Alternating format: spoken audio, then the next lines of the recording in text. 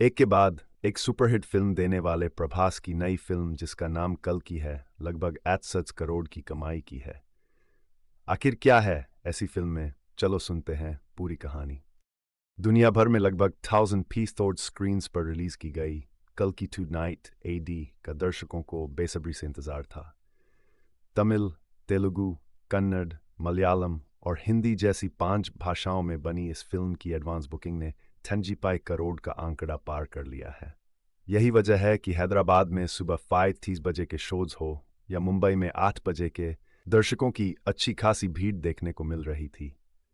South के जाने माने निर्देशक नाग अश्विन की इस भव्य बजट और महत्वाकांक्षी फिल्म में प्रभास, अमिताभ बच्चन, दीपिका पादुकोण और कमल हासन समेत दिग्गज कलाकारों का मेला सा लगा है। इसमें कोई शक नहीं कि विज्ञान और पुराण का यह अनूठा संगम दर्शकों के लिए किसी विजुअल वंडर से कम नहीं है। लेकिन काश की कहानी पर भी उसी जोरदार ढंग से मेहनत की गई होती जितने की वीएफएक्स और सीजीआई पर की गई। ऐसा होता तो निसंदेह ये सोने पर सुहागा साबित हो जाती। कल की डोरा नाइट एडी की कहानी भगवान विष्णु के आधुनिक अवतार के इर्द गिर्द घूमती है, जो संसार को बुराइयों से बचाने के लिए अवतरित होने वाला है। घटनाक्रम महाभारत के युद्ध के बाद से शुरू होता है, जहां भगवान कृष्ण ने द्रोणाचार्य के पुत्र अश्वत्थामा को अमृत का श्राप दिया था। इस पौराणिक बीज को लेकर कहानी कल्पना की दुनिया तक पहुंचती है। भगवान विष्णु के 10वें अवतार को लेकर कथा प्रचलित है, जिसमें भविष्यवाणी की गई है कि वह अवतार सफेद घोड़े पर सवार होकर आएगा और कलियुग के अंत का संकेत देगा। इस प्रीमाइसेज को आगे बढ़ाते हुए कहानी काशी के एक ऐसे शहर में ट्रैवल करती है, जहां पर निर्दयी और दुष्ट कमांडर शाश्वत चटर्जी कॉम्प्लेक्स का बेताज बादशाह है। वह इस मायावी कॉम्प्लेक्स के स्वामी सुप्रीम कमल हसन के लिए काम करता है। कॉम्प्लेक्स आधुनिक और नैसर्गिक तकनीक और ऐशो आराम से सजा एक ऐसा पावर हाउस है जहां शांभला के विद्रोहियों और गरीबों की एंट्री वर्जित है। कॉम्प्लेक्स का सुप्रीम अपनी अराजक दैवीय शक्तियों को बढ़ाने के लिए ऐसी महिलाओं पर प्रयोग करवा रहा है जो मां बनने के लिए उर्वरक हों।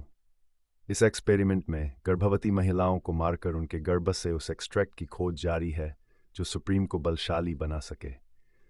मर्द यहां पर गुलामी करते हैं। दूसरी तरफ शांभला के लोगों को उम्मीद है कि एक दिन उनकी दुनिया में एक ऐसी मां का आगमन होगा जिसकी होने वाली संतान अवतार के रूप में उनके तमाम दुखों और परेशानियों का अंत करके उनके लिए नवजीवन का नया प्रकाश लाएगी। इसी बीच कॉम्प्लेक्स में सुमति दीपिका पादुकोण चमत्कारिक ढंग से 5 महीने तक अपने गर्भ को छिपा कर रख पाती है। असल में सुमति के गर्भ में बहुप्रतीक्षित अवतार पल रहा है।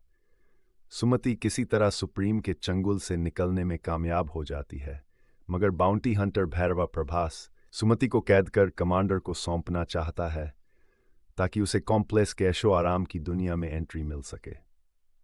मगर तब सुमति की रक्षा के लिए पौराणिक युग से अश्वत्थामा अमिताभ बच्चन का आगमन होता है। निर्देशक नाग अश्विन की इस स्टोरी टेलिंग में कई ट्रैक्स और सब ट्रैक्स का एक ऐसा मकरजाल है जो कन्फ्यूजन पैदा करता है। फिल्म के पहले भाग में प्रचलित पूर्वक था और विभिन्न पात्रों को स्थापित करने में वह समय लगाते हैं।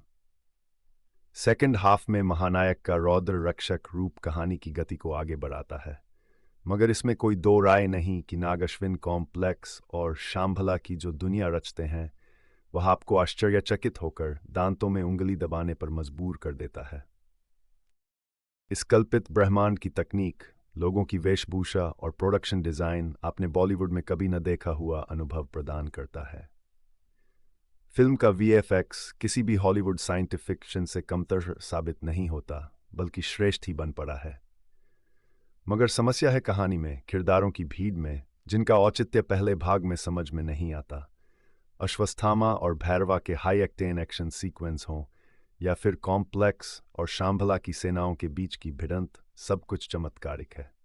रॉक्सी के रूप में दिशा पाटनी को भैरवा की लव इंटरेस्ट के रूप में दर्शाया गया है, मगर आगे उनके चरित्र का कोई विकास नहीं होता। इतनी भव्य फिल्म के संगीत को और मधुर बनाया जा सकता था। सिनेमेटोग्राफर जॉर्जे स्टोजिलिकोविच ने प्रशंसनीय काम किया है, हालांकि कई सवाल के जवाब नहीं मिल पाते हैं, शायद इसलिए भी कि निर्देशक इसके सीक्वल का इशारा करते हैं।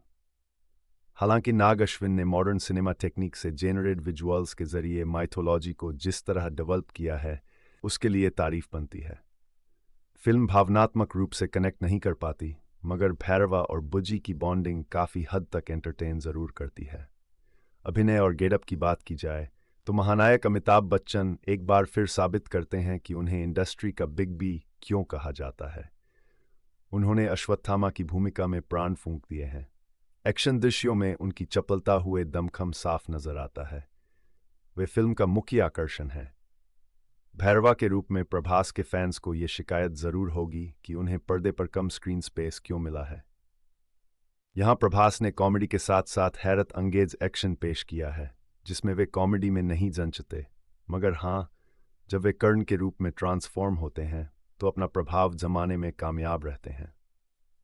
सुमति के रूप में दीपिका पादुकोण ने संयमित अभिनय किया है। रॉक्सी के रूप में दिशा पाटनी के किरदार को गायब कर दिया गया है। वहीं ट्रेलर में कमल हासन की मौजूदगी से बहुत सी उम्मीदें थीं, मगर वे अपने असली रूप में आखिर के सीन में आते हैं। हालांकि उन्होंने अपनी उपस्थिति मजबूती से दर्ज की है।